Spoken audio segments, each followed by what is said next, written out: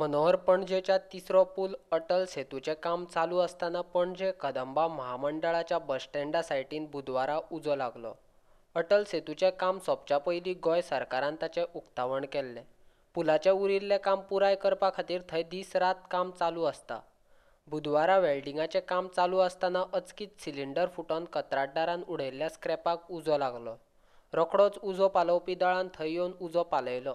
सिलिंडराचो स्फोट जावन लागिल्ल्या उज्यान वायट कसली घडणूक घडोंक ना अशी माहिती उजो पालोवपी दळाच्या अधिकाऱ्यान दिली. 44 मिनटांनी कॉल आले माझ्याकडे. तो आम्ही इमिडिएट सायटीर पावले. येवच्या पयलीं भितर पळयल्यार सिलिंडर एलपीजीचे ब्लास्ट जाले. एलपीजी सिलिंडर 4 एलपीजी सिलिंडर आसले. ते